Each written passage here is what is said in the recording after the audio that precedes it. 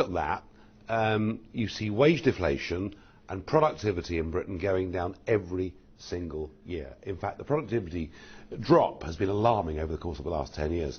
And what that suggests is we've become the cheap labour economy of the European time zone, and that actually this is no net benefit overall to the UK economy at all, though I confess it's good for the big employers, it's good for the big landowners. Is it good for ordinary Britons and taxpayers and workers? No. Well, on the productivity point, it's fair to say that, you know, across the Western world, productivity has been down since the recession, partly because companies have kept people employed. Well, that's certainly true, but Britain's productivity drop is really very alarming. Very, very alarming, as is wage compression. And you know, it's funny because 5 or 10 years ago, I was on programmes like this saying that, you know, a mass increase in unskilled and semi-skilled migration would drive down wages. I was told what a dreadful person I was. How dare I scapegoat migrants, which I was never trying to do. Now Mark Carney, the Governor of the Bank of England, says the same thing. So there are more people being employed. There are more migrant labour, people coming into Britain and finding work of some kind. Is this actually helping Britain? I'm not sure the answer is yes. What do you think of the measures announced by the Prime Minister, particularly clamping down on illegal working? Are they going to have any effect, do you think? None. You know, it's very interesting. I drove through Calais this morning. I've never seen so many people attempting to break into lorries. You know, I even locked my car. I was so concerned by what was going on there.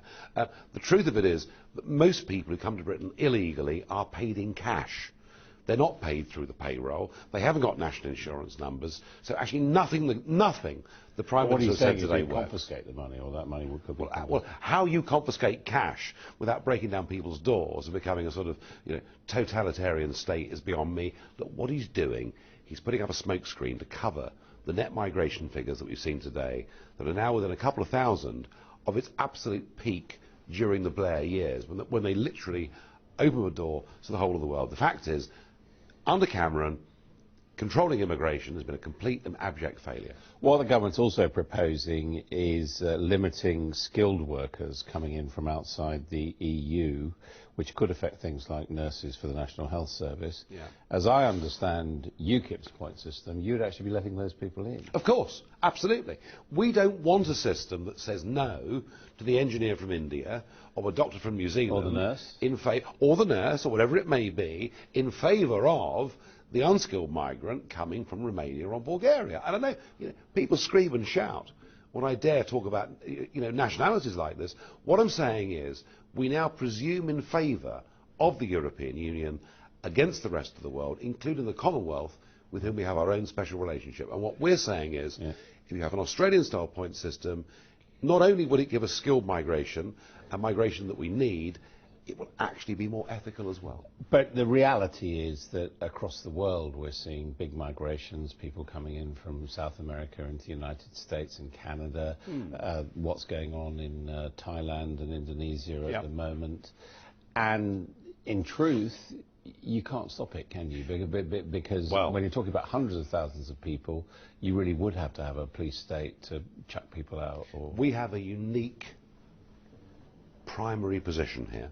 We're an island. We are an island. There are fewer than 100 potential entry points into this country as an island. We, above all the other countries in the Western world, have more ability to control our borders. We have surrendered that as members of the European Union. And I think, actually, Cameron's nightmare today is this.